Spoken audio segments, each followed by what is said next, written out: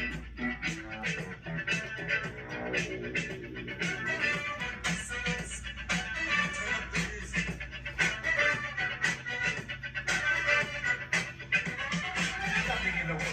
want to do, I give the word to you. If you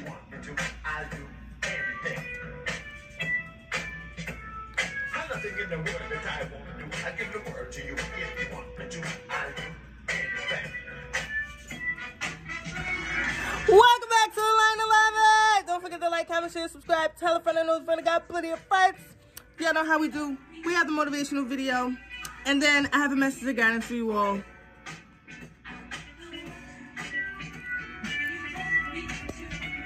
We are going to turn the music off.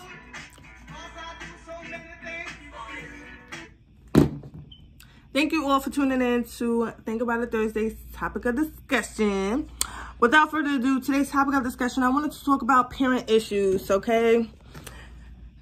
We all have different upbringings and have different childhood stories, and a lot of us have issues that are unresolved with family members. It could be our mother, brother, sister, cousin, uncle, grandpa, our own father. We need to reach out and communicate and resolve these issues so that way we can heal the bloodline. So that way we can heal the conflict within ourselves that we sometimes subconsciously or even consciously can project onto others.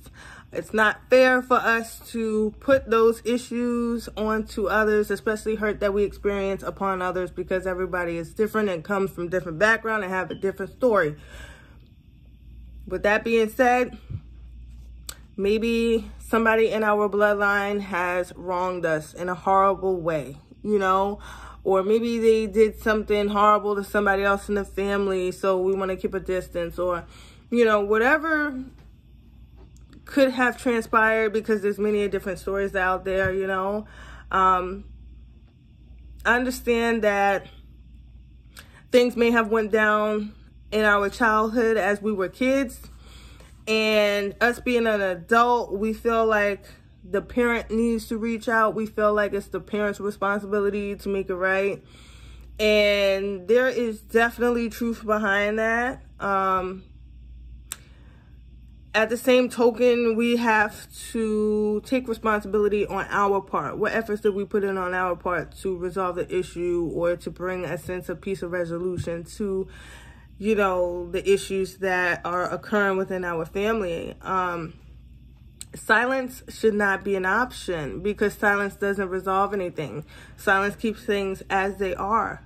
So somebody could feel as though they were hurt and wronged by somebody in the family, that could be possibly true.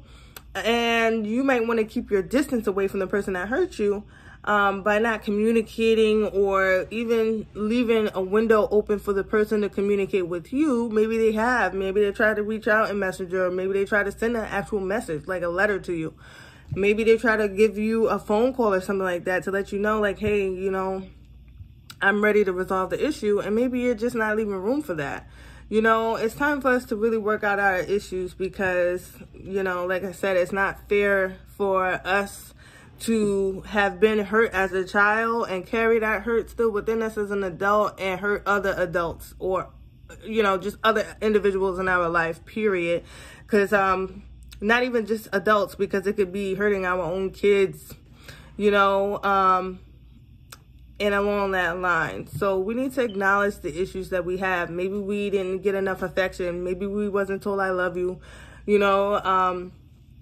Maybe the concerns back then wasn't just solely on us. Maybe we had siblings, and we feel like our other siblings may have gotten attention, time, love, energy, efforts, and care that we didn't get.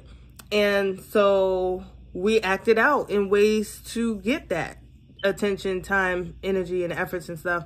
And we may have gotten it in a bad way, you know, than what we had expected.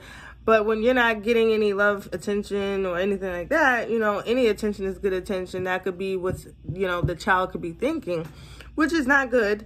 And that's why issues within the household need to be addressed, especially if it's a household with, you know, more than two people in it, you know. Everybody needs to communicate, have a talk, say what's on their mind, because again, sitting in silence is not resolving anything. It's actually making matters worse, doing more damage than good. Communication is definitely key as long as it's effective. And if the person is not willing to, you know, compromise, meet you halfway, or take in what you're saying, then maybe you might want to take a step back and, you know, wait for another time to do it. Or, you know, as you're waiting for another time to do it, that person can come around and do it too on their own. So make a way, leave a window open, so that way that communication is had, so that way everybody finds peace in the situation. Today's message of guidance, we have oneness, and it says, someone you dearly miss is forever present in your heart. Remember, dearest one, that even though there has been a physical parting, spiritually, those we love never leave us. Creation is eternal. Nothing is ever truly missing, for all is interconnected and ultimately one. I apologize. I took a sigh, but this card always makes me emotional, and I had to just gather myself that in that instance of that. So I love this card. It's very beautiful. Whenever I get the oneness card, I feel like this is my mother right next to me sending me the message, which I know she is right next to me. So hi, Madre. Thank you for the message. And anybody else who has lost a loved one, we didn't lose anything, but anybody who's had a loved one transition into the spirit world, this card is for you. The oneness card is very beautiful. I hope you enjoyed the message.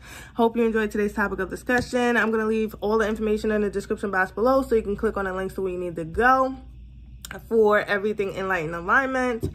Thanks for the likes, comments, shares, subscribes, all the words of encouragement. I appreciate you all so much. I'm going to finish this topic over on Enlighten Alignment, the podcast, and I'll be back tomorrow for Free Yourself Friday's topic of discussion. Have a wonderful night, and thanks for tuning in to Enlighten Alignment.